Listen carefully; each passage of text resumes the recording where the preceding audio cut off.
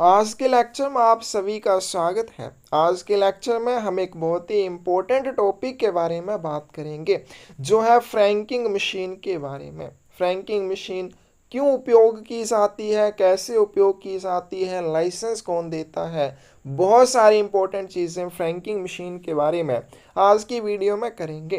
कौन से क्लोज में फ्रैंकिंग मशीन आती है? क्लोज नंबर 11 में आती है। तो चलिए वीडियो शुरू करते हैं फ्रैंकिंग मशीन के बारे में। Postal franking machine is a stamping machine. Postal franking machine एक मुद्रांकन मशीन होती है, यानी कि स्टैंप लगाने वाली या मोहर लगाने वाली एक मशीन होती है। कौन सी मोहर लगाने वाली?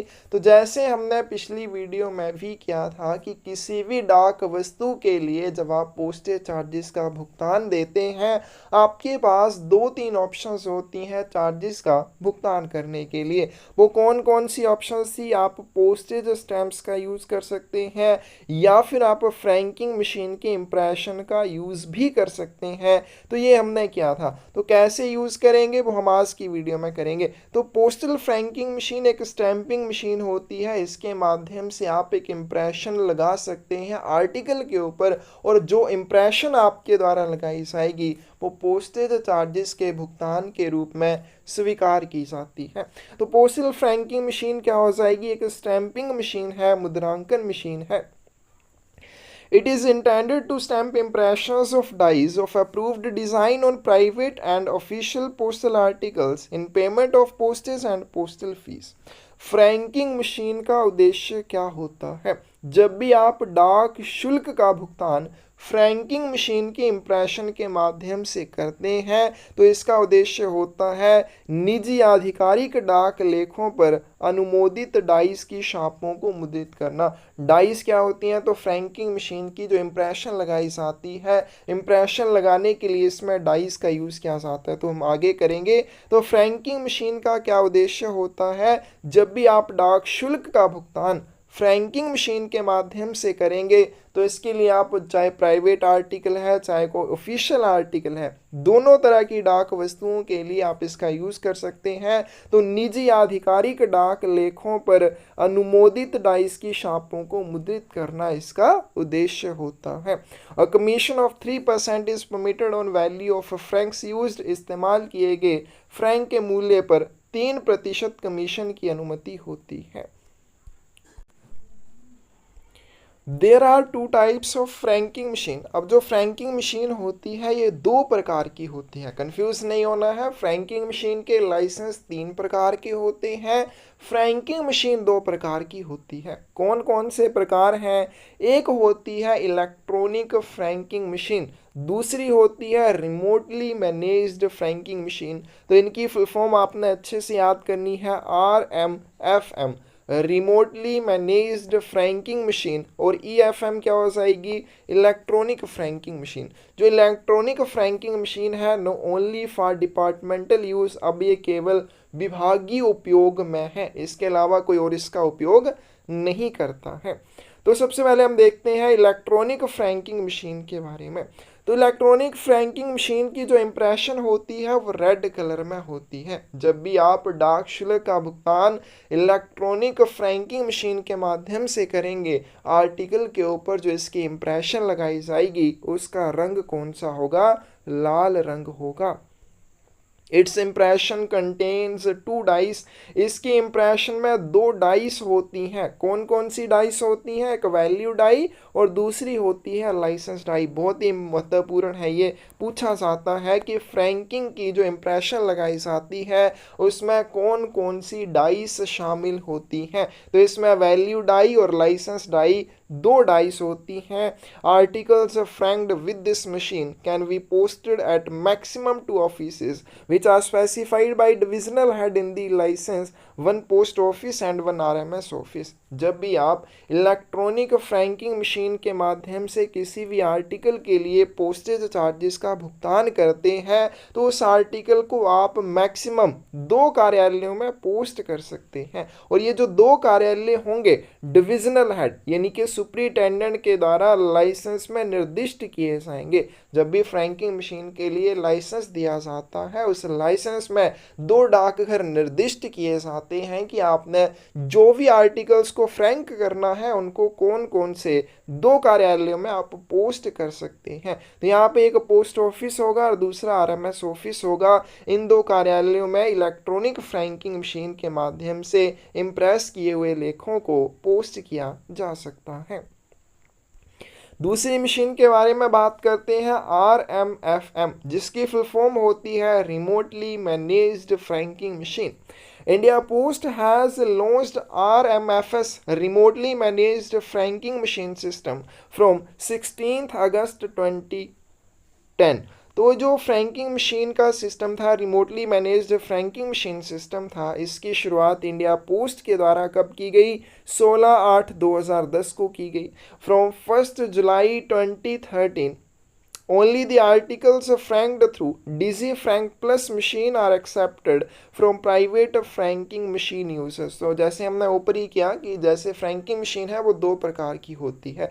इलेक्ट्रॉनिक फ्रैंकिंग मशीन के आगे क्या लिखा था? उसके आगे लिखा था फॉर डिपार्टमेंटल यूज ओनली, कि जो विभाग होते हैं, सरकारी मंत्रालय, सरकारी विभाग होते हैं, उनके द्वारा उसका यूज़ किया जाता है। कोई भी प्राइवेट यूज़र है वो कौन सी फ्रैंकिंग मशीन यूज़ करेगा? Remotely managed franking machine use करेगा। तो इंडिया पोस्ट के द्वारा remotely managed franking machine system को 16/8/2010 को शुरू किया गया। फिर 1/7/2013 से क्या हुआ कि केवल DigiFrank Plus मशीन के माध्यम से फ्रैंक किए हुए लेखों को प्राइवेट फ्रैंकिंग मशीन यूजर्स से एक्सेप्ट किया जाने लगा। अब DigiFrank Plus मशीन क्या होती है? रिमोटली मैनेज्ड फ्रैंकिंग मशीन को ही DigiFrank Plus मशीन कहा जाता है। तो जो भी प्राइवेट फ्रैंकिंग मशीन यूजर्स थे उनसे क्या किया गया? DigiFrank Plus मशीन के माध्यम से फ्रैंक किए हुए लेखों को स्वीकार किया जाने लगा। कब से? 1/7/2013 से। यानी कि articles with franked impressions of red ink should not be accepted from private users. अब रेड इंप्रेशन कौन सी फ्रैंकिंग मशीन की होती है? इलेक्ट्रॉनिक फ्रैंकिंग मशीन की। तो यहाँ पे बताया गया कि articles with franked impression in red ink, कि जो रेड इंक के साथ फ्रैंक किए हुए लेख होंगे वो इलेक्ट्रॉनिक फ्रैंकिंग मशीन के होंगे और वो किसके लिए यूज़ की जाएगी? विभागों के द्वारा यूज़ की जाएगी। तो उनको प्राइवेट यूजर्स से एक्सेप्ट नहीं किया जाएगा। तो भारतीय डाक ने 16/8/2010 को remotely managed franking machine system की शुरुआत की। 1/7/2013 से केवल DigiFrank Plus मशीन यानी कि रिमोटली मैनेज्ड फ्रैंकिंग मशीन के माध्यम से फ्रैंक किए गए निजी फ्रैंकिंग मशीन उपयोगकर्ताओं के से स्वीकार किए जाते हैं। तो 1/7/2013 से जो प्राइवेट यूजर्स होंगे उनसे क्या किया जाएगा? रिमोटली मैनेज्ड फ्रैंकिंग मशीन के माध्यम से फ्रैंक किए हुए लेखों को ही स्वीकार किया जाएगा, दूसरे लेख स्वीकार नहीं किए जाते हैं। यानी कि लाल स्याही से फ्रैंक किए गए शार्प वाले लेख निजी उपयोगकर्ताओं से स्वीकार नहीं किए जाएंगे। तो इनकी जो रिमोटली मैनेज्ड फ्रैंकिंग मशीन होती है, इसकी जो इम्प्रेशन होती है वो कौन से कलर में होती है? क्योंकि इसकी जो इम्प्रेशन है वो अलग कलर में होनी चाहिए। तो रिमोट इलेक्ट्रॉनिक फ्रैंकिंग मशीन है उसकी तो रेड कलर में हो जाएगी। रिमोटली मैनेज्ड फ्रैंकिंग मशीन की जो इम्प्रेशन होती है वो होती है ब्लू कलर में। तो ब्लू कलर की इम्प्रेशन वाले फ्रैंक किए हुए लेख ही प्राइवेट यूजर्स से एक्सेप्ट किए जाएंगे। A remotely managed franking machine system is based on a new technology with security features like generation of 2D barcode with frank impression and elimination of human intervention for uploading the credit in franking machine। Remotely managed franking machine system एक नई technology या फिर आप कह सकते हैं नई प्रौद्योगिकी पर आधारित है। इसमें सुरक्षा फीचर्स भी हैं, जैसे 2D बारकोड के साथ फ्रैंक इम्प्रेशन जनरेट होती है। फिर उसमें ह्यूमन इंटरवेंशन यानी कि मानवीय हस्तक्षेप को बहुत कम कर दिया गया। जैसे मशीन में कोई भी क्रेडिट अपलोड करना है, मशीन को सेट या रीसेट करना है, तो वो टेक्नोलॉजी के माध्यम से किया जाएगा। उसमें कोई भी ह्यूमन इंटरवेंशन नहीं रहेगी, मानवीय कोई भी हस्तक्षेप नहीं रहेगा। Only Indian specific models of franking machines with inkjet printing technology approved by the Directorate will be used. निदेशालय द्वारा अनुमोदित इंकजेट प्रिंटिंग तकनीक वाली फ्रैंकिंग मशीनों के भारतीय विशिष्ट मॉडल का ही उपयोग किया जाएगा. Each franking machine shall have unique number in format x 1 2 3 4 5 6. बहुत इंपॉर्टेंट है. जितनी भी फ्रैंकिंग मशीनें होंगी, रिमोटली मैनेज्ड फ्रैंकिंग मशीनें होंगी, उनको एक यूनिक नंबर दिया जाएगा. यूनिक नंबर का जो फॉर्मेट रहेगा वो इस तरह से रहेगा. इनके जो नंबर होगा वो कैसा होगा, इस तरह से होगा x 1 2 3 4 5 6. तो ये एक एग्जाम्पल है. यहाँ पे जो x है ये किस चीज को डिनोट करता है.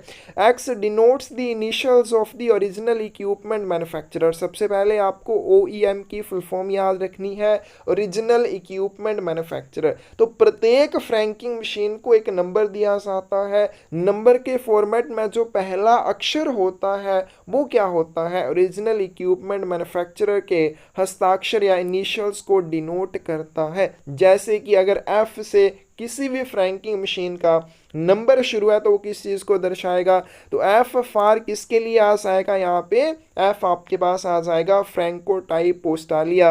अगर N से शुरू होता है तो नियो पोस्ट, अगर P से शुरू होता है तो पिटनी बोवेस. यानी कि ये क्या है, ओरिजिनल इक्विपमेंट मैन्युफैक्चरर है. तो फ्रैंकिंग मशीन का जो यूनिक नंबर होगा उसका पहला अक्षर ओरिजिनल इक्विपमेंट मैन्युफैक्चरर के इनिशियल्स को डिनोट करता है. जैसे F से ये हो जाएगा, N से नियो पोस्ट हो जाएगा, P से पिटनी बोवेस हो जाएगा.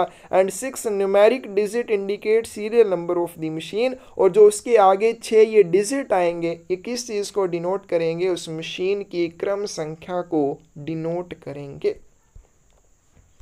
Funds are secured through a special device known as postal security device which is not open to repair. और जैसे हमने ऊपर किया कि ह्यूमन इंटरवेंशन को बिल्कुल एलिमिनेट किया गया, तो इसमें जो भी फंड्स को सिक्योर किया गया है वो एक डिवाइस के माध्यम से किया जाता है. अब देखिए रिमोटली मैनेज्ड फ्रैंकिंग मशीन है, इसमें जो भी फंड्स होंगे वो एक स्पेशल डिवाइस के माध्यम से सिक्योर किए जाएंगे.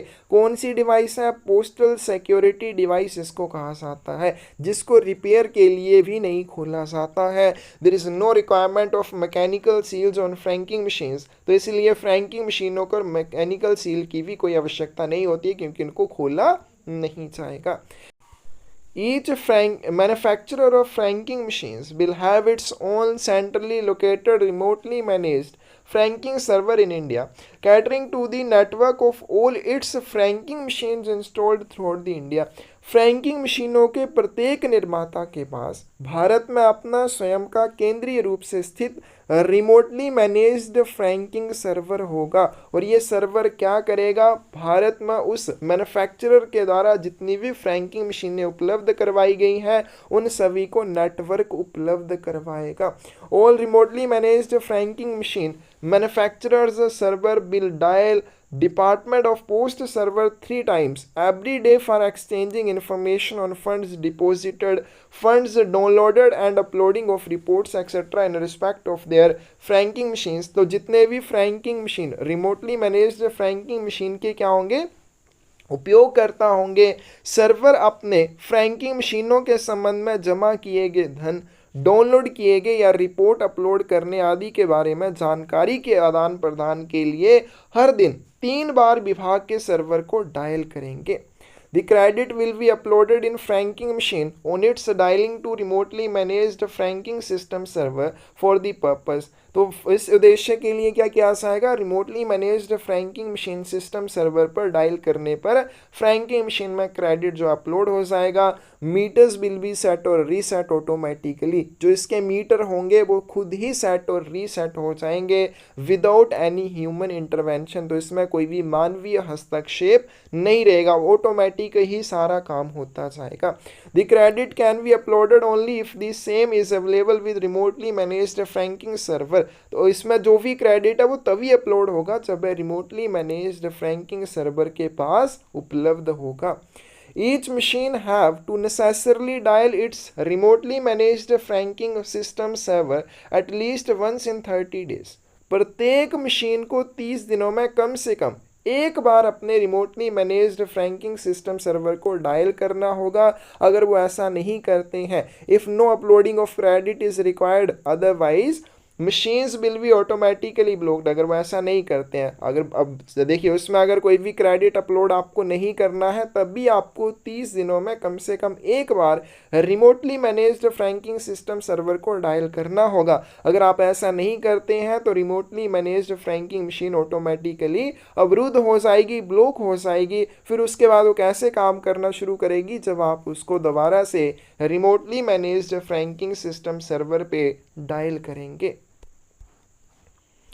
Frank impression shall be in blue colour. अब बहुत इंपॉर्टेंट है, रिमोटली मैनेज्ड फ्रैंकिंग मशीन जो होगी उसकी इम्प्रेशन कौन से कलर में होगी, तो इसकी इम्प्रेशन जो है वो नीले रंग में होगी, ब्लू कलर में होगी। इलेक्ट्रॉनिक फ्रैंकिंग मशीन की बात की, उसमें जो इम्प्रेशन होगी वो रेड कलर की होगी। उसके बाद रिमोटली मैनेज्ड फ्रैंकिंग मशीन की जो इम्प्रेशन है वो ब्लू कलर में होगी।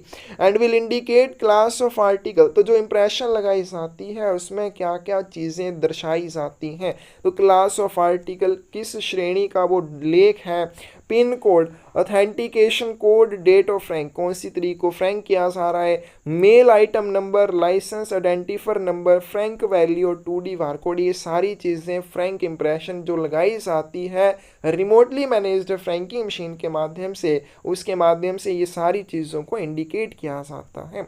रिमोटली मैनेज्ड फ्रैंकिंग मशीन को और क्या कहा जाता है, also known as the digi frank plus machine. इसे डिजी फ्रैंक प्लस मशीन के नाम से भी जाना जाता है। इंप्रेशन इसकी ब्लू कलर में होगी। इसमें 2 मीटर होते हैं। बहुत इंपॉर्टेंट चीज़ें हैं, आपने ध्यान रखना। इलेक्ट्रॉनिक फ्रैंकिंग मशीन के बारे में पूछा जाए तो इसमें क्या होती हैं, इसमें डाइस होती हैं।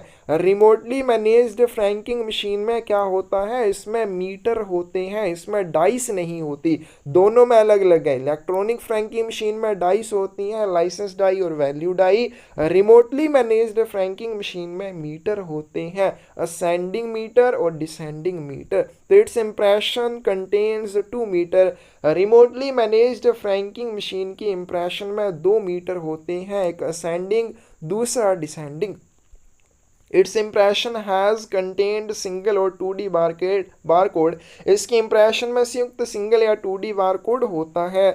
Articles franked with this machine, और रिमोटली मैनेज्ड फ्रैंकिंग मशीन के साथ जिन भी आर्टिकल्स के पोस्टेज चार्जेस का भुगतान करेंगे can be posted only in one office. तो इस तरह के डाक लेखों को आप सिर्फ एक ही कार्यालय में पोस्ट करेंगे, जिसको डिविजनल हेड के द्वारा लाइसेंस में निर्दिष्ट किया जाएगा। वन पोस्ट ऑफिस हो सकता है या वो RMS ऑफिस हो सकता है, वो आप अपनी मर्जी से चुन सकते हैं। तो रिमोटली मैनेज्ड फ्रैंकिंग मशीन के माध्यम से इम्प्रेस किए गए लेखों को आप केवल एक ही कार्यालय में पोस्ट कर सकते हैं, और वो कार्यालय लाइसेंस में सुपरिटेंडेंट के द्वारा निर्दिष्ट किया जाएगा, और वो कार्यालय पोस्ट ऑफिस हो सकता है या RMS ऑफिस हो सकता है। For being recognised valid the impressions of frank should consist. तो ये क्वेश्चन डायरेक्टली पूछे जाते हैं। ये पूछा जाएगा जैसे कि for being recognised valid the impression of frank should consist of which of the following, कि किसी भी फ्रैंकिंग इम्प्रेशन को मान्य होने के लिए उसमें क्या शामिल होना चाहिए, तो उसमें वैल्यू डाई और लाइसेंस डाई शामिल होनी चाहिए। Use of franking machine without a valid license issued by the head of postal division in which machine is located is prohibited। तो अगर आप फ्रैंकिंग मशीन का उपयोग करना चाहते हैं, इसके लिए आपको एक वैलिड लाइसेंस की आवश्यकता होगी, और वो वैलिड लाइसेंस आपको हेड ऑफ पोस्टल डिवीज़न के द्वारा दिया जाएगा, यानी कि सुपरिटेंडेंट या सीनियर सुपरिटेंडेंट ऑफ पोस्ट के द्वारा दिया जाएगा। अगर आप एक वैध लाइसेंस के, एक वैलिड लाइसेंस के बिना फ्रैंकिंग मशीन का उपयोग करते हैं तो इसको प्रोहिबिट माना जाएगा, इसको निषिद्ध माना जाएगा। तो कोई भी व्यक्ति अगर फ्रैंकिंग मशीन का यूज़ करना चाहता है, कोई भी कार्यालय अगर फ्रैंकिंग मशीन का यूज करना चाहता है, तो जिस भी डिवीजन में उसे फ्रैंकिंग मशीन का यूज करना है, उस डिवीजन के डिविजनल हेड से उसे एक वैलिड लाइसेंस की आवश्यकता होगी। Any person wishing to use a franking machine shall apply to head of postal division concerned in prescribed form through authorized dealer। कोई भी व्यक्ति जो फ्रैंकिंग मशीन का उपयोग करना चाहता है उसे ऑथराइज्ड डीलर के माध्यम से संबंधित हेड ऑफ पोस्टल डिवीजन यानी कि सुपरिटेंडेंट के पास इस चीज़ के लिए आवेदन करना होगा। तो फ्रैंकिंग मशीन के लाइसेंस के लिए आपको आवेदन किसके पास करना होगा? हेड ऑफ पोस्टल डिवीज़न यानी कि सुपरिटेंडेंट या सीनियर सुपरिटेंडेंट ऑफ पोस्ट के पास आपको इस चीज़ का आवेदन करना होगा। कैसे करेंगे? अधिकृत डीलर के माध्यम से, ऑथराइज्ड डीलर के माध्यम से। A license is necessary for each franking machine used. उपयोग की जाने वाली प्रत्येक फ्रैंकिंग मशीन के लिए लाइसेंस अनिवार्य होता है। तो कोई भी फ्रैंकिंग मशीन अगर यूज़ करनी है तो उसके लिए आपको लाइसेंस चाहिए ही होगा। नेक्स्ट है पोस्टिंग ऑफ फ्रैंक्ड आर्टिकल्स। अब आपने आर्टिकल के ऊपर फ्रैंकिंग कर ली, आप उस आर्टिकल को पोस्ट कहाँ करेंगे? Can be posted eight not more than 2 post offices. Frank किए हुए लेखों को आप अधिकतम 2 डाक घरों में पोस्ट कर सकते हैं। अब कौन से 2 डाक घरों में पोस्ट कर सकते हैं? These 2 post offices are specified by the SPO in the license. ये जो 2 डाक घर होंगे अधीक्षक द्वारा लाइसेंस में निर्दिष्ट किए जाएंगे। फ्रैंकिंग मशीन के उपयोग के लिए आपको लाइसेंस कौन देगा? सुपरिटेंडेंट देगा, और सुपरिटेंडेंट ही इस चीज़ को लाइसेंस में निर्धारित करेगा कि आप फ्रैंक किए हुए लेखों को कौन से 2 डाक घरों में पोस्ट कर सकते हैं। If only one office of posting is desired, अगर आप चाहते हैं कि आप सिर्फ एक ही डाक घर में अपने फ्रैंक किए हुए लेखों को पोस्ट करेंगे, this must be handed over by representative of licensee at counter of post office. तो लाइसेंस धारी का प्रतिनिधि उस आर्टिकल्स को डाकघर के काउंटर पर सौंप सकता है। तो अगर आप एक ही डाकघर चाहते हैं कि एक ही डाकघर में आपको पोस्टिंग करनी है, तो लाइसेंस धारी का जो रिप्रेजेंटेटिव होगा, जो प्रतिनिधि होगा, वो पोस्ट ऑफिस काउंटर पे आके उन आर्टिकल्स को पोस्ट कर सकता है। लेकिन if licensee desired to post them at 2 post offices, लेकिन लाइसेंस धारी अगर चाहता है कि फ्रैंक किए हुए लेखों को मैं 2 डाक घरों में पोस्ट करूं, they may be handed in either at post offices, तो वो क्या कर सकता है? जो 2 डाक घर सुपरिटेंडेंट के द्वारा निर्दिष्ट किए जाएंगे, उन दोनों डाक घरों में से किसी भी डाक घर में जाके आर्टिकल्स को पोस्ट कर सकता है। या दूसरी उसके पास ऑप्शन क्या रहेगी? एक डाकघर और एक रात्रिकालीन डाकघर, वो ऐसे भी चूज कर सकता है कि एक पोस्ट ऑफिस, एक नाइट पोस्ट ऑफिस, तो दोनों में से भी वो जहां फिर चाहेगा वहां आर्टिकल्स को पोस्ट कर सकता है। Franked articles will be tendered at the counter, bundled in separate bundles according to the value of francs. बहुत इंपॉर्टेंट पॉइंट है। फ्रैंक किए हुए लेखों को जब काउंटर के ऊपर आपने प्रस्तुत करना है तो कैसे करना है? उनके बंडल बना के आप लेकर आएंगे, और बंडल जो है वो कैसे बनाए जाएंगे? According to the value of the frank, frank के मूल्य के अनुसार आप उनके बंडल बनाकर उनको डाक घर के काउंटर पर प्रस्तुत करेंगे। बहुत इंपॉर्टेंट पॉइंट है। फ्रैंक किए हुए लेखों को जब आप डाकघर के काउंटर पर प्रस्तुत करेंगे तो कैसे करेंगे? उनके बंडल बनाए होने चाहिए। बंडल कैसे बनाए होने चाहिए? फ्रैंक की वैल्यू के अनुसार बनाए होने चाहिए। Each consignment must be accompanied by window delivery ticket for identification of licensee's representative.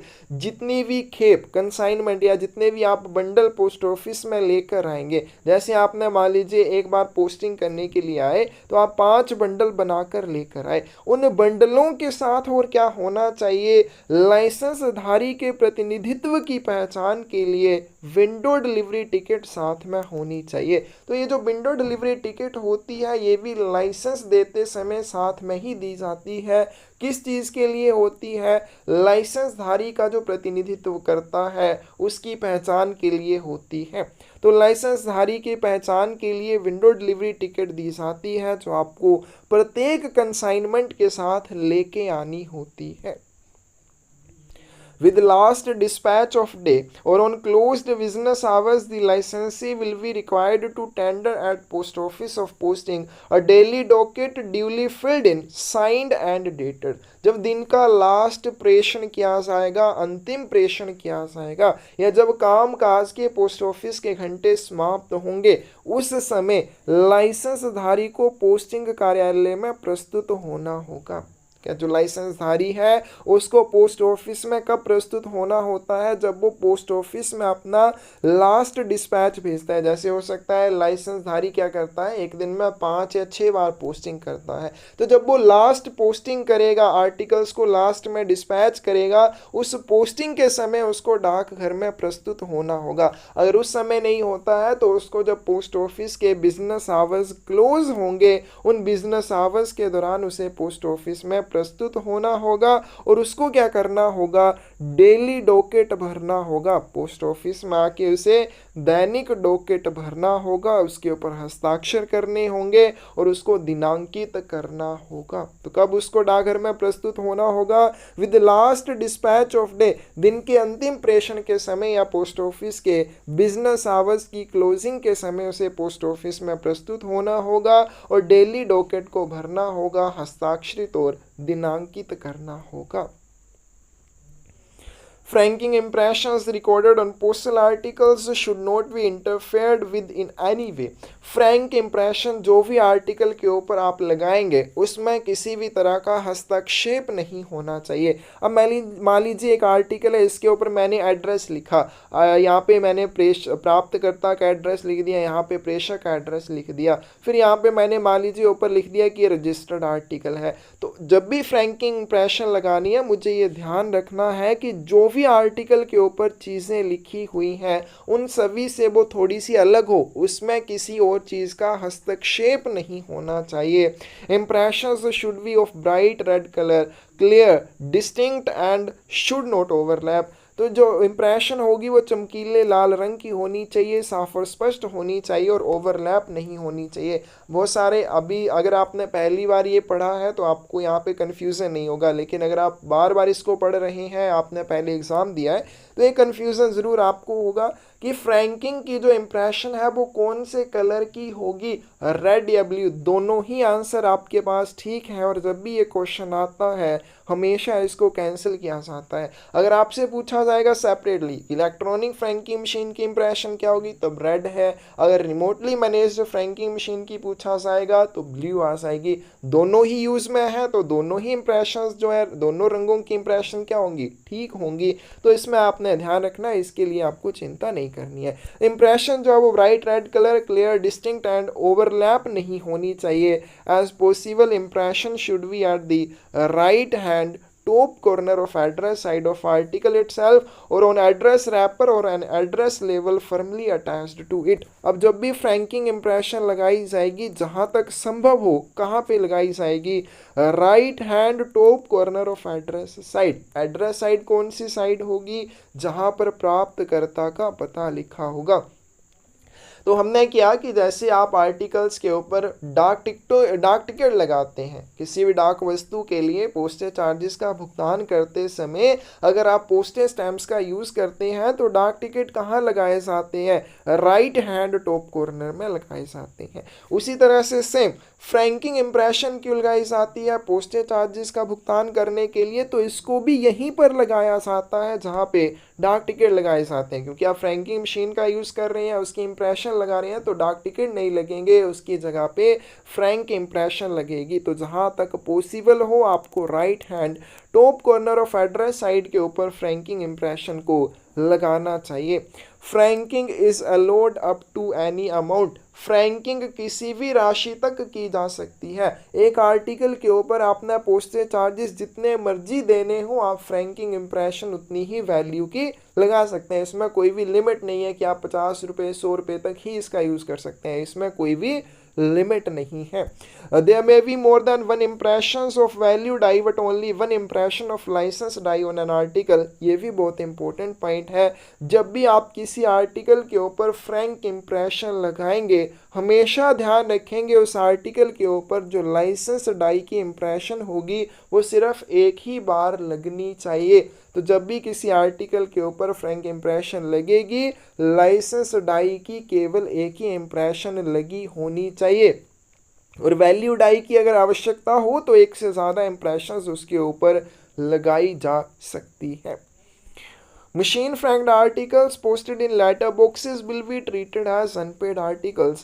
Letter box में पोस्ट किए गए मशीन फ्रैंक लेखों को अवैतनिक लेख माना जाता है। ये भी बहुत इंपॉर्टेंट है कि जब भी आप फ्रैंक किए हुए लेखों को, हमने ऊपर कर लिया कि किस तरह से आप फ्रैंक किए हुए लेखों को पोस्ट करेंगे, उनको आपने डाक घर के काउंटर्स पर ही प्रस्तुत करना है। लेकिन अगर आप उनको पोस्ट करने के लिए लेटर बॉक्स में डाल देते हैं तो ऐसी स्थिति में उनको अनपेड आर्टिकल्स की तरह ट्रीट किया जाता है। अनपेड आर्टिकल ऐसे आर्टिकल जिनके लिए आपने पोस्टेज चार्जेस का भुगतान नहीं किया है, उस तरह के लेख फिर इनको माना जाएगा। Unregistered article bearing impressions of previous dates shall not be accepted. पिछली तारीख की छाप वाले अपंजीकृत लेखों को स्वीकार नहीं किया जाएगा। अब इसमें भी आपने मिक्स नहीं कर देना है। जब आपसे पूछा जाएगा कि मशीन फ्रैंक आर्टिकल है, आपने उसको पोस्ट करने के लिए लेटर बॉक्स में डाल दिया तो उसको अनपेड माना जाएगा। अगर आपने किसी भी आर्टिकल के ऊपर फ्रैंक इम्प्रेशन तो लगाई है लेकिन पिछली डेट की लगा दी है तो ऐसे आर्टिकल को एक्सेप्ट नहीं किया जाएगा। आप उसको पोस्ट ऑफिस में लेके आए तो उसको एक्सेप्ट नहीं किया जाएगा। ये नहीं कि उसको अनपेड माना जाएगा, उसको एक्सेप्ट ही नहीं किया जाएगा। लेकिन अगर आप इसको क्या कर देते हैं, लेटर बॉक्स में पोस्ट करने के लिए डाल देते हैं तो उसको अनपेड फिर माना जाएगा। Place where authorized dealers have own servicing centers with qualified and experienced staff, repairs and servicing carried out at those centers in presence of postal official deputed there for this purpose। तो ऐसे स्थान जहां पर अधिकृत डीलरों के पास अपने service centre हैं, जिनमें क्या है, जिनमें क्वालिफाइड और एक्सपीरियंस्ड स्टाफ है मशीन्स की रिपेयर और सर्विस करने के लिए, वहाँ पर मशीन की जो सर्विसिंग है या मशीन की जो रिपेयर की जाएगी वो वहीं पर उसी स्थान पर कर दी जाएगी। लेकिन कैसे की जाएगी, in the presence of postal official, एक डाक अधिकारी की प्रेजेंस में, देख रेख में की जाएगी, जिसको इसकी प्रेजेंस के पर्पस के लिए ही चुना गया होगा। तो ऐसे स्थान जहाँ पे अधिकृत डीलरों के माध्यम से अधिकृत डीलर के पास अपने सर्विस सेंटर हैं, सर्विस सेंटर में योग्य और अनुभवी कर्मचारी हैं, तो मशीन की मरम्मत और सर्विसिंग का काम एक डाक अधिकारी की प्रेजेंस में, देख रेख में वहीं पर कर दिया जाएगा। अब जहां पे उनके पास अपने सर्विस सेंटर नहीं है, machines will be sent to post office where daily docket register is maintained. तो मशीन की अगर जब भी आपने सर्विसिंग करनी है या रिपेयर करनी है, आपने उसे पोस्ट ऑफिस में भेजना होता है। कौन से पोस्ट ऑफिस में भेजेंगे, जहां पर उस मशीन के लिए डेली डॉकेट रजिस्टर का रखरखाव किया जा रहा है। And post office will remove licence die from machine before sent for repair. बहुत इंपॉर्टेंट पॉइंट है, जब भी डाक घर के द्वारा फ्रैंकिंग मशीन को रिपेयर के लिए भेजा जाता है तो वो क्या उसमें से निकालेगा, पोस्ट ऑफिस उसमें से लाइसेंस डाई को निकाल लेता है। तो ऐसे स्थान जहाँ पे क्या है, ऑथराइज्ड डीलर के पास अपने सर्विसिंग सेंटर है और उनके पास क्वालिफाइड और एक्सपीरियंस्ड स्टाफ है, मशीन की रिपेयर और सर्विसिंग वहीं पर कर दी जाएगी एक पोस्टल ऑफिशियल की प्रेजेंस में। लेकिन बाकी स्थानों पर मशीन को उस पोस्ट ऑफिस में रिपेयर के लिए भेजा जाएगा जहाँ उसके लिए डेली डॉकेट और रजिस्टर का रखरखाव किया जा रहा है। और पोस्ट ऑफिस उस मशीन को रिपेयर के लिए भेजने से पहले उसमें से लाइसेंस डाई को निकाल लेता है। The reciting of a franking machine may be done at the premises of the holder of machines and the machine need not be brought to post office for this purpose। अब जब भी franking machine को reset करना है, ऊपर तो हमने किया कि अगर उसको रिपेयर की ज़रूरत है तो आप उसको पोस्ट ऑफिस में भेजेंगे जहाँ पे दैनिक डॉकेट का रखरखाव किया जा रहा है। लेकिन अगर फ्रैंकिंग मशीन को रीसेट करने की ज़रूरत है, अभी तो जो रिमोटली मैनेज्ड फ्रैंकिंग मशीन्स हैं वो उसके लिए क्या कि वो ऑटोमेटिकली रीसेट होती हैं, लेकिन बाकी स्थानों पर ठीक है फ्रैंकिंग मशीन को जब भी रीसेट करना होता है तो उसको ग्राहक के या धारक के परिसर में ही कर दिया जाता है। तो जो लाइसेंसधारी है उसके प्रेमिसेस में ही उसको रीसेट कर दिया जाता है। ऐसी स्थिति में उसको डाकघर में लाने की आवश्यकता नहीं होती है।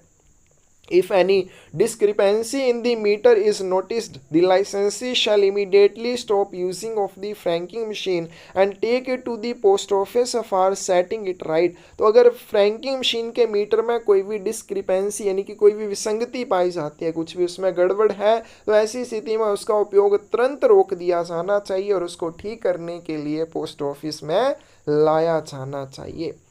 आगे चलते हैं licence for franking machine. Franking machine के लाइसेंसेस के बारे में। तो जैसे हमने बात की थी कि जो फ्रैंकिंग मशीन है वो तो दो प्रकार की होती है, लेकिन जो फ्रैंकिंग मशीन के लाइसेंस होते हैं वो तीन प्रकार के होते हैं। तो तीन प्रकार के जो लाइसेंस हैं फ्रैंकिंग मशीन के वो कौन कौन से हैं?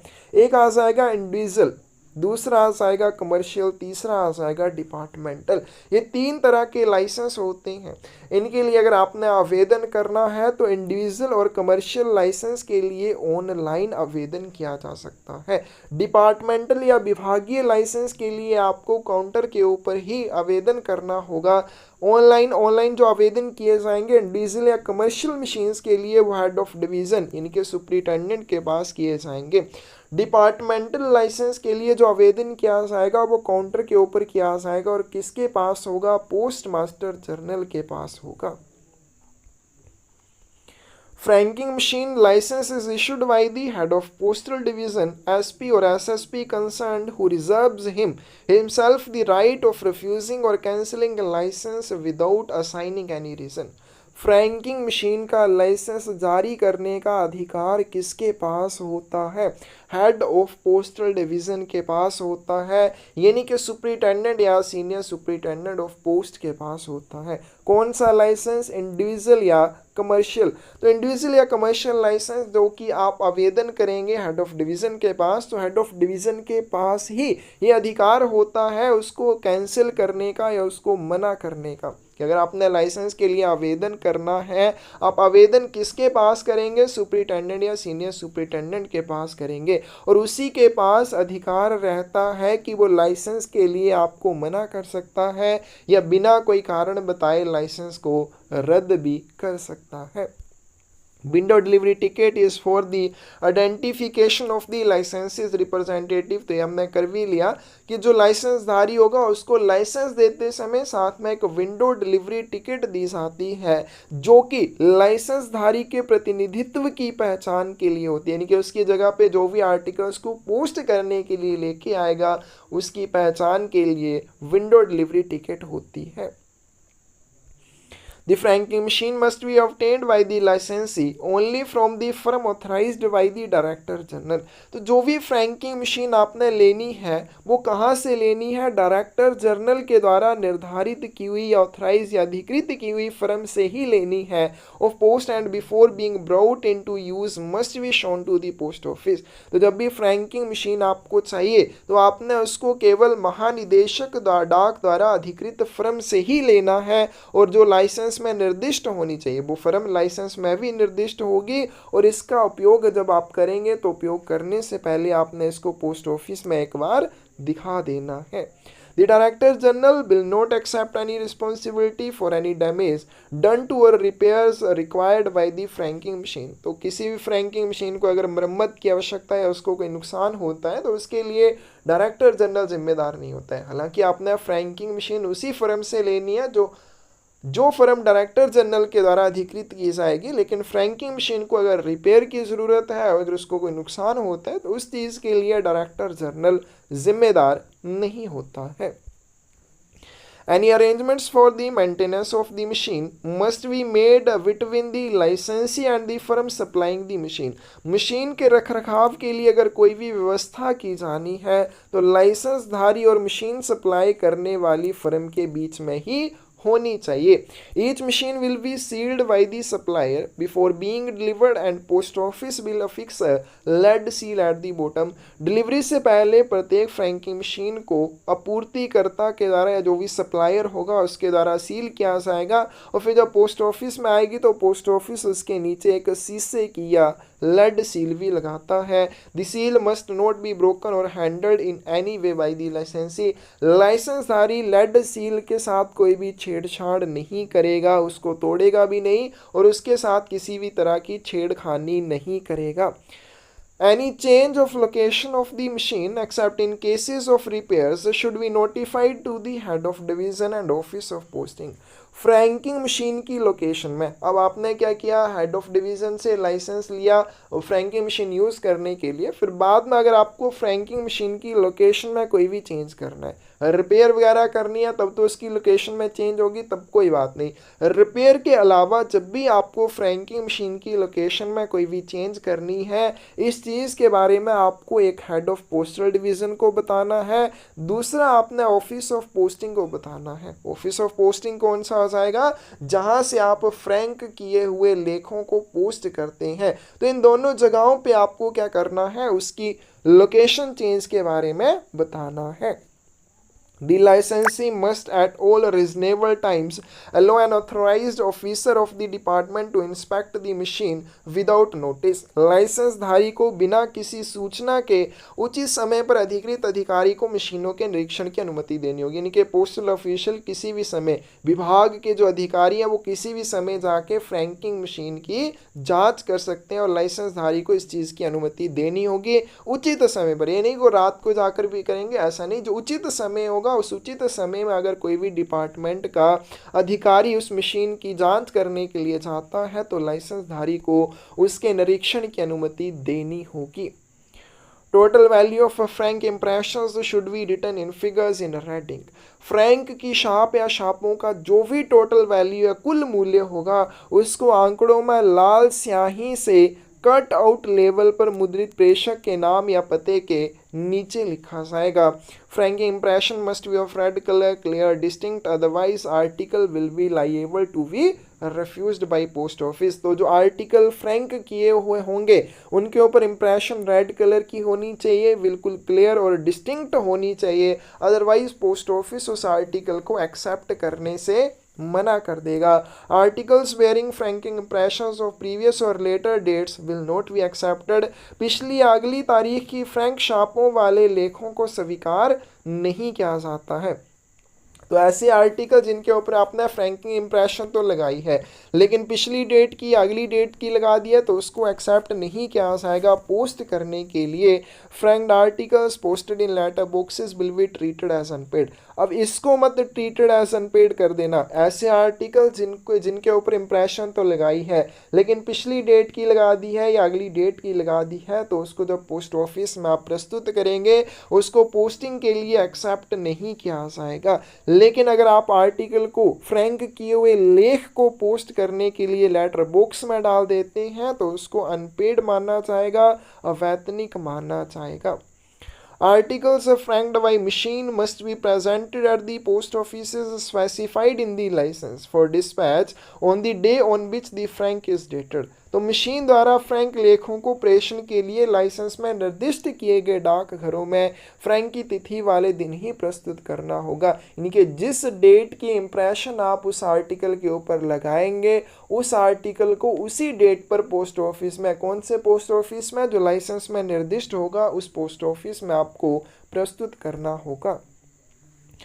Article bearing frank of a date immediately preceding the date of presentation can be accepted if there were impression of licensed die of the date of presentation।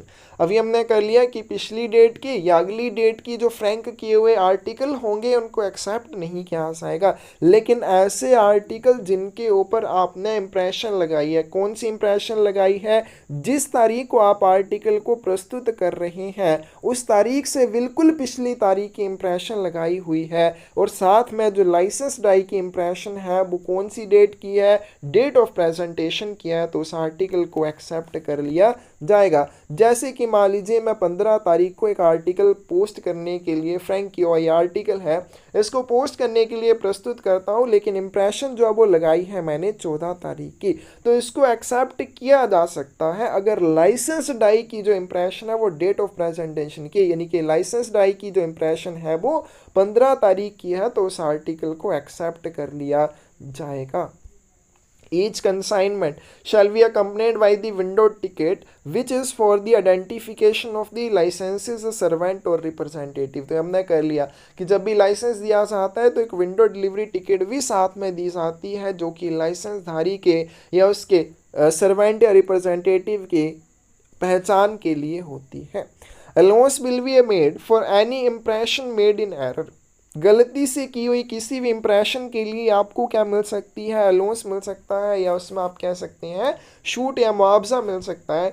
Less deduction of 5% of face value on surrender of envelopes or wrappers provided that the impression is legible and that the entire envelope is produced and that the claim is preferred within 3 months of the date of first presentation. तो गलती से की हुई किसी भी impression के लिए अगर आप लिफाफा और रैपर क्या कर देते हैं, सरेंडर कर देते हैं, तो अंकित मूल्य पर 5% की कटौती तो कर ली जाएगी। लेकिन अगर इंप्रेशन बिल्कुल पढ़ने योग्य है, आप इंप्रेशन का जो लिफाफा है, रैपर है, वो प्रस्तुत कर देते हैं और पहली इंप्रेशन जो लगाई गई है उस इंप्रेशन के 3 महीनों के भीतर उसको प्रस्तुत करते हैं, तो ऐसी स्थिति में आपको क्या मिल जाएगा, वहाँ पे अलाउंस मिल जाएगा। क्या ये भी आपको इम्पोर्टेंट पॉइंट है। आगे चलते हैं, एडवर्टाइजमेंट की बात करते हैं। An advertisement device may also appear alongside the date stamp impression, दिनांक मोहर के साथ एक विज्ञापन उपकरण भी प्रदर्शित हो सकता है। यानी कि फ्रैंक किए हुए आर्टिकल के ऊपर लाइसेंसधारी एक एडवर्टाइजमेंट भी दे सकता है, एक विज्ञापन भी दे सकता है, provided that it relates solely to the business और profession of the licensee।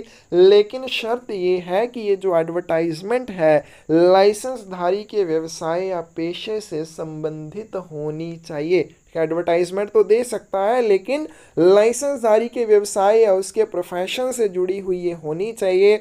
It should be quite separate from the impression of identification mark, licence number and the date stamp and post mark. अब ये जो advertisement दी जाएगी ये चिन्ह, licence संख्या, ठीक है, लाइसेंस नंबर से, तारीख, मोहर, पोस्ट मार्क से बिल्कुल अलग होनी चाहिए, किसी के साथ इंटरफेयर नहीं होनी चाहिए। It is confined to the top left hand corner of envelope or card, और ये कहाँ पे लगाई जाएगी, ऊपरी बाएं हाथ के कोने में ही लगाई जानी चाहिए। तो यहाँ पे प्राप्तकर्ता का पता, यहाँ पे सेंडर का पता, यहाँ पे फ्रैंकिंग इंप्रेशन और यहाँ पे क्या है, एडवर्टाइजमेंट दी जा सकती है। The cost of cutting the dies is met by the licensee. अब एडवर्टाइजमेंट के लिए जो डाइस होती हैं उनकी कटिंग करनी पड़ती है और उस कटिंग के लिए जो भी खर्चा होगा वो लाइसेंसधारी को देना होगा। The licensee can get approved from the head of division as many slogans. अब लाइसेंसधारी क्या कर सकता है, सुपरिटेंडेंट से जितने चाहे उतने स्लोगन्स को या उतनी एडवर्टाइजमेंट्स को अप्रूव करवा सकता है।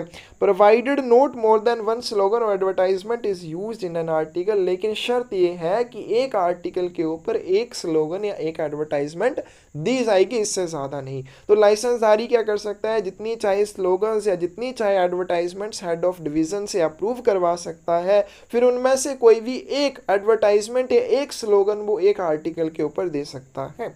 Once approved, no changes can be made to the advertisement copy without the prior consent of the divisional head। जब एक बार आपने स्लोगन या एडवर्टाइजमेंट को हेड ऑफ डिवीजन से अप्रूव करवा लिया तो फिर हेड ऑफ डिवीजन के प्रायर कंसेंट के बिना, उस हेड ऑफ डिवीजन की पूर्व सहमति के बिना आप उस एडवर्टाइजमेंट कॉपी में कोई भी चेंज नहीं कर सकते।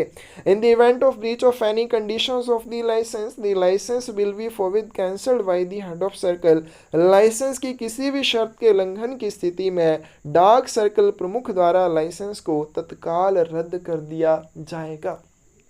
तो इसमें देखिए हमने जैसे ऊपर भी किया, जो फ्रैंकिंग मशीन का लाइसेंस होता है वो आपको हेड ऑफ डिवीज़न देता है और हेड ऑफ डिवीज़न के पास ही अधिकार होता है किसी भी फ्रैंकिंग मशीन के लाइसेंस को मना करने के लिए या उसको रद्द करने के लिए बिना कोई कारण के। लेकिन अगर फ्रैंकिंग मशीन की जो भी शर्तें हैं, फ्रैंकिंग मशीन के लाइसेंस के बारे में जो भी कंडीशंस हैं, उन कंडीशंस में से किसी भी कंडीशन का अगर उल्लंघन किया जाता है तो फिर हेड ऑफ सर्कल क्या कर सकता है, उस फ्रैंकिंग मशीन के लाइसेंस को तुरंत रद्द कर सकता है। तो दो के पास पावर हो गई फ्रैंकिंग मशीन के लाइसेंस को रद्द करने की, head of division normal conditions में, और अगर कोई एक्सेप्शनल केस है तो फिर हेड ऑफ सर्कल उसके लाइसेंस को रद्द करेगा। Conditions for hiring franking machine by government offices or ministry or departments। सरकारी कार्यालयों, मंत्रालय या विभागों द्वारा फ्रैंकिंग मशीन किराए पर लेने की क्या शर्तें हैं। जैसे हमने बात की कि 3 तरह के लाइसेंस होते हैं, डिपार्टमेंटल, कमर्शियल और इंडिविजुअल। अब कोई भी डिपार्टमेंटल लाइसेंस लेता है तो कोई सरकारी कार्यालय लेगा, कोई मंत्रालय या कोई भी विभाग ले सकता है। तो जब भी कोई सरकारी कार्यालय, मंत्रालय या विभाग फ्रैंकिंग मशीन को किराए पर लेता है तो ऐसी स्थिति में क्या क्या शर्तें हैं उसके लिए, licence will be granted by the post master general. तो विभागीय फ्रैंकिंग मशीन लाइसेंस जो है पोस्ट मास्टर जनरल यानी कि हेड ऑफ रीजन के द्वारा जारी किया जाता है। Can be hire only at places where the postal machines repair organisations are available. तो ये जो लाइसेंस आपको मिलेगा वो कहाँ पे मिलेगा, फ्रैंकिंग मशीन आप उसी जगह पे ले सकते हैं जहाँ पे उस फ्रैंकिंग मशीन को की मरम्मत करने वाले संगठन उपलब्ध होंगे। तो सरकारी या विभागीय फ्रैंकिंग मशीन लाइसेंस के लिए आपको जो मशीन चाहिए होगी वहीं पे आपको मशीन मिलेगी जहाँ पे पोस्टल मशीन मरम्मत संगठन उपलब्ध होंगे। The machines so licensed will be utilized for franking of official mail of the office of licensee only। जब भी कोई क्या करता है, सरकारी कार्यालय अपने लिए फ्रैंकिंग मशीन का लाइसेंस लेता है तो सिर्फ अपने कार्यालय की डाक की फ्रैंकिंग करने के लिए ही उसका यूज़ करेगा, दूसरे किसी कार्यालय या दूसरे किसी व्यक्ति की नहीं। Post master general can refuse or cancel licence without assigning any reason. Licence के लिए मना करने या बिना कोई कारण बताए पोस्ट मास्टर जनरल उसको रद्द करने का अधिकार रखता है। Franking machine will be supplied by licensing authority. Franking machine जो वो लाइसेंस प्राधिकारी के द्वारा ही सप्लाई की जाएगी। The licensing authority shall specify in the license two offices where the mails of the licensee shall be accepted। Licence प्राधिकारी लाइसेंस में उन 2 कार्यालयों को भी निर्दिष्ट करता है जहां पे उन आर्टिकल्स को एक्सेप्ट किया जाएगा। इन 2 स्पेसिफाइड या निर्दिष्ट किए हुए कार्यालयों में से एक प्रधान डाकघर हो सकता है विच शैल बी आइदर LSG और above, जो कि लोअर सिलेक्शन ग्रेड का या उससे उच्च श्रेणी का हो सकता है। Word service will be used in licence डाक for the identification of official डाक। बहुत ही इंपॉर्टेंट है, ऑफिशियल डाक या फिर सरकारी लेख की पहचान के लिए फ्रैंकिंग मशीन की किस डाई में, लाइसेंस डाई में कौन सा शब्द होता है, सर्विस वर्ड होता है। ऑफिशियल डाक की आइडेंटिफिकेशन या पहचान के लिए लाइसेंस डाई में कौन सा वर्ड होता है, सर्विस वर्ड होता है। Change in franking machine location will be notified to the postmaster general and office of posting। तो जब भी आप विभागीय फ्रैंकिंग मशीन जो आप लेंगे उसकी लोकेशन में, उसके स्थान में कोई परिवर्तन करेंगे तो आपको पोस्ट मास्टर जनरल और ऑफिस ऑफ पोस्टिंग को उस चीज़ के बारे में बताना होगा। Licensing authority will issue the window delivery ticket to licensee along with licence. Licence प्राधिकारी यानी कि पोस्ट मास्टर जनरल उस फ्रैंकिंग मशीन के लिए, जो विभागीय फ्रैंकिंग मशीन है उसके लिए लाइसेंस देते समय साथ में विंडो डिलीवरी टिकट भी देगा। Licensing authority maintain following records. Licensing प्राधिकारी निम्नलिखित रिकॉर्ड रखता है, एक फ्रैंकिंग रजिस्टर, पोस्टिंग और फ्रैंकिंग मशीन रिकॉर्ड बुक। तो ये दोनों उसके द्वारा रखे जाते हैं, किसके द्वारा, लाइसेंसिंग अथॉरिटी के द्वारा। These registers are checked by the gazetted officer of the dispatch section on the last working day of every week to see that these registers are being maintained। तो ये जो रजिस्टर होते हैं, franking machine register, posting या फिर franking machine record book, इन दोनों को dispatch section यानी कि आर्टिकल्स को पोस्ट करने वाले सेक्शन का जो इंचार्ज होता है वो प्रत्येक सप्ताह के लास्ट दिन में, क्या हर सप्ताह के लास्ट दिन में इन रजिस्टर्स की जांच करता है, इनको चेक करता है या देखने के लिए कि इन रजिस्टर्स का रखरखाव सही से किया जा रहा है या नहीं। He shall issue a certificate as per the meter reading of the on the last working day of every month। और प्रत्येक महीने के अंतिम कार्य दिवस को वो मीटर रीडिंग के अनुसार एक प्रमाण पत्र भी इसके लिए जारी करता है। The licensee will pay in advance the amount of annual rent। The licensee will also pay the sum in advance representing the amount posted for which he wishes the machine to be set at the time of hire on subsequent occasions। तो licence धारक को क्या करना होगा, वार्षिक किराए की राशि का अग्रिम भुगतान करना होगा। उसके बाद जो अमाउंट पोस्टेज है जिसके लिए वो मशीन को सेट करना चाहता है, उसको हायर करते समय, किराए पर लेते समय या बाद में किसी भी मौके पर, तो लाइसेंस धारी जब भी मशीन को किराए पर लेगा या बाद में किसी भी मौके पर जब भी मशीन को चाहता है, वो क्या चाहता है कि मैं इस वैल्यू के लिए मशीन को सेट करना चाहता हूँ, तो उस राशि का भी वो क्या कर सकता है, अग्रिम में भुगतान कर सकता है। This sum must not be less than 2000 rupees, और ये जो राशि है 2000 रुपये से कम नहीं होगी और 9900 रुपये से ज़्यादा नहीं होगी। तो लाइसेंस धारी को क्या करना होगा, मशीन का एनुअल रेंट एडवांस में देना होगा, और साथ में जब वो मशीन किराए पर लेता है या बाद में किसी भी मौके पर जो क्या चाहता है कि मैं इस वैल्यू के लिए मशीन को सेट करना चाहता हूं, तो उस सेट की हुई वैल्यू के लिए वो एडवांस में भी डिपॉजिट कर सकता है, और ये डिपॉजिट 2000 रुपये से कम नहीं होना चाहिए, 9900 रुपये से ज़्यादा नहीं होना चाहिए। The payments including those of advance rental should be either by cheque or by bank draft. तो ये जो अग्रिम किराए के भुगतान होंगे या फिर कोई भी वो भुगतान करेगा, इसके लिए वो क्या कर सकता है, भुगतान चेक या बैंक ड्राफ्ट के माध्यम से कर सकता है। Post office shall grant receipt for any money paid by licensee in form ACG 67। Post office licence धारी द्वारा भुगतान किए गए किसी भी पैसे की जो रसीद देगा ACG 67 में देता है, चाहे वो एडवांस में दिया हुआ है चाहे मशीन का रेंट देता है, इसके लिए ACG 67 के ऊपर एक रसीद लाइसेंस धारी को जारी की जाएगी। The register, repairs and job cards are to be preserved for 2 years and will be open to checked by the authorized officials of the Department of Post at any time। जो register होंगे मरम्मत वाले या जो job card होंगे उनको 2 साल तक सुरक्षित रखा जाता है, और डाक विभाग के अधिकृत अधिकारी द्वारा किसी भी समय उनको जांच के लिए खोला जा सकता है। Set or reset of machine will be done by the officer of department not below the rank of the public relation inspector। तो मशीन को जब भी सेट या रीसेट किया जाएगा तो विभाग के एक अधिकारी के द्वारा किया जाएगा, और जिस विभाग के अधिकारी के द्वारा मशीन को सेट या रीसेट किया जाएगा उसका रैंक पब्लिक रिलेशन इंस्पेक्टर से नीचे का नहीं होना चाहिए। Name and address of sender on franked article should be on the left side bottom corner of the cover. तो किसी भी आर्टिकल के ऊपर फ्रैंक किए हुए लेख के ऊपर प्रेषक का पता कहाँ होगा, लेफ्ट साइड बॉटम कॉर्नर में, यानी कि इस किनारे में होना चाहिए। आगे चलते हैं, वैलिडिटी ऑफ फ्रैंकिंग मशीन की बात करते हैं। तो फ्रैंकिंग मशीन के लाइसेंस की वैधता होती है 5 वर्ष की। फीस की बात करें तो 375 रुपीज़ है। फ्रैंकिंग मशीन को रीन्यू करने का जो चार्जेस है वो भी 375 रुपये है।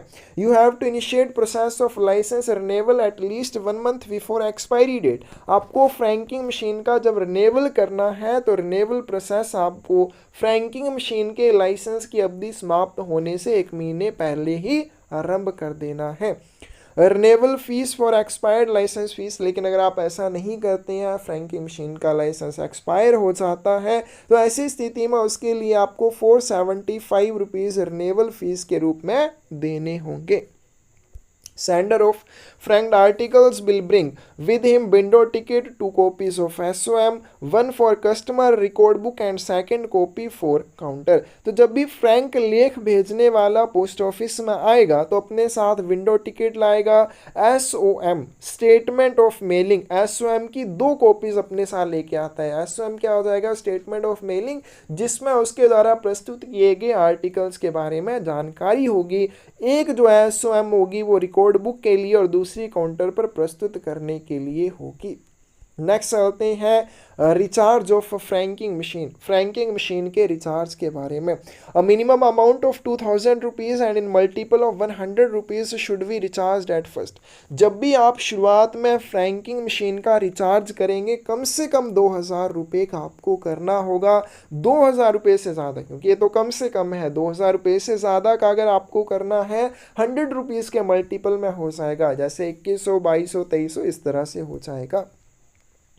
For subsequent recharges a minimum amount of ₹1000 in multiple of 100 should be done. फिर उसके बाद जो भी आप सब्सिक्वेंट रिचार्ज करेंगे वो न्यूनतम 1000 रुपये का होगा और 100 रुपये के मल्टीपल में। तो पहला रिचार्ज 2000 रुपये का, आगे 100 रुपये के मल्टीपल में होगा। सब्सिक्वेंट रिचार्ज जो है वो 1000 रुपये का, मतलब बाद में जो आप रिचार्ज करेंगे कम से कम 1000 रुपये का, इससे ज़्यादा काफ़ी आप कर सकते हैं 100 रुपये के मल्टीपल में। Recharge should be done when the balance falls below 100 rupees. तो जब भी रिचार्ज आपको करना पड़ेगा, कब करना पड़ेगा? जब मशीन का जो क्रेडिट है वो 100 रुपये से कम हो जाता है, तब आपको उसका रिचार्ज करना होगा। There is no maximum limit for recharge. Recharge की कोई भी मैक्सिमम सीमा नहीं है, न्यूनतम तो है पहला रिचार्ज 2000 का, सब्सिक्वेंट कम से कम 1000 का, मैक्सिमम इसमें कोई भी लिमिट नहीं है। The amount for uploading the credit in the franking machine. Franking machine को जब भी आप रिचार्ज करेंगे उसमें जो भी क्रेडिट करेंगे वो कैसे किया जा सकता है? May be deposited in any branch of state bank of India. तो एसबीआई की किसी भी शाखा के माध्यम से किया जा सकता है जहाँ पे of India through net banking और एनी पोस्ट ऑफिस। तो नेट बैंकिंग के माध्यम से एसबीआई की किसी भी ब्रांच का आप यूज़ कर सकते हैं, या फिर पोस्ट ऑफिस का यूज़ कर सकते हैं जहाँ पे ई पेमेंट फैसिलिटी हो, कैश या अकाउंट पे चेक या फिर ड्राफ्ट का यूज़ इस चीज़ के लिए किया जा सकता है। नेक्स्ट चलते हैं, रिवेट की बात करते हैं। Rebate of 3% will be allowed on franked value. तो फ्रैंक वैल्यू के ऊपर आपको 3% रिवेट दिया जाता है whenever the meter is reset. कब दिया जाता है? जब भी मीटर को रीसेट किया जाता है, यानी कि credit is uploaded in the machine on the value on the impression used provided that the rivet will be allowed for a minimum consumption of 5000 rupees. तो रिवेट आपको दिया जाएगा, लेकिन कब? जब खपत जो है, कंजप्शन जो है न्यूनतम 5000 रुपये की होगी, तो 3% का रिवेट आपको दिया जा सकता है। An additional 2% rebate will be allowed on presentation of pin code wise sorted frank mails as per conditions prescribed by department of post. 2% और आपको रिवेट दिया जा सकता है अगर आप विभाग के द्वारा निर्धारित की हुई शर्तों के अनुसार डाक को पिन कोड वाइज छांट के, पिन कोड वाइज उनकी छंटाई करके उनको डाक घर में प्रस्तुत करते हैं। Rivet will be processed on 5th of every month for previous month rivet. पिछले महीने का जो भी रिवेट होगा वो आपको नेक्स्ट मंथ की 5 तारीख पे प्रोसेस करके दिया जाएगा। Payment of rivet will be made in cash और चेक, और जो रिवेट दिया जाता है उसकी पेमेंट आपको कैश या चेक के माध्यम से की जाएगी। फिर उसके बाद है फीस फॉर न्यू लाइसेंस और रिन्यूअल। जब भी आप फ्रैंकिंग मशीन को रीन्यू करते हैं या फ्रैंकिंग मशीन के लिए नया लाइसेंस लेते हैं तो उसके लिए फ़ीस है 375 रुपये 5 वर्ष के लिए। रिन्यूअल पीरियड की बात करें from 11th month from expiry date till the expiry date. तो समाप्ति तिथि से 11 महीने से पहले लेकर समाप्ति तिथि तक इसका रिन्यूअल पीरियड रहता है, यानी कि जब लाइसेंस की समाप्ति हो जाएगी तो उस तिथि से 11 महीने पहले चले जाएंगे और उसके बाद क्या उस 11 महीने के समय में आप इसका रीन्यू कर सकते हैं। Penalty fees if licence is expired. तो लेट फीस कितनी लगती है? 100 रुपये। अगर आप समय से उसका रिन्यूअल नहीं करवाते हैं तो रिन्यूअल लाइसेंस फीस कितनी हो जाएगी? 375 रुपीज़ प्लस 100, तो 475 रुपीज़ आपसे लिए जाएंगे।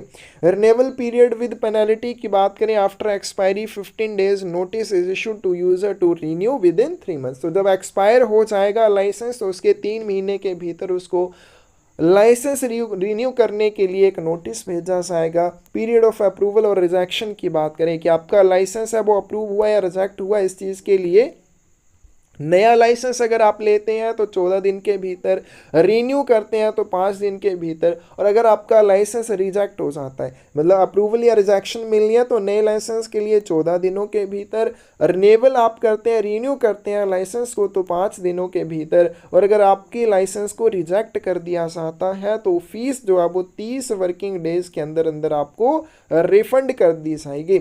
मोड ऑफ पेमेंट की बात करें तो लाइसेंस के लिए जो भी आप फीस देंगे, इंडिविजुअल और कमर्शियल के लिए आप कैश का यूज़ कर सकते हैं या ऑनलाइन भी दे सकते हैं। डिपार्टमेंटल लाइसेंस के लिए आप केवल कैश का यूज़ करेंगे और काउंटर के ऊपर ही उसको प्रस्तुत करेंगे, आवेदन काउंटर पर करना होगा।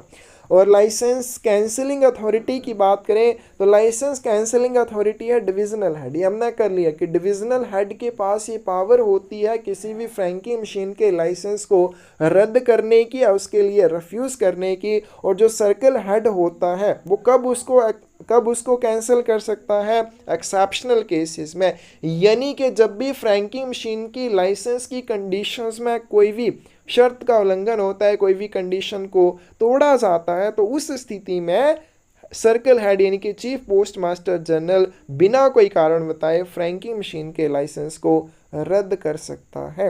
तो ये था हमारे पास फ्रैंकिंग मशीन के बारे में, बहुत ही इंपॉर्टेंट टॉपिक है। एक क्वेश्चन आपके एग्ज़ाम में आपसे ज़रूर पूछा जाएगा, इसको आपने बड़े अच्छे से करना है, समझ के करना है। किसी भी आपको कोई भी डाउट हो तो आप कमेंट सेक्शन में उस चीज़ के बारे में पूछ सकते हैं। धन्यवाद।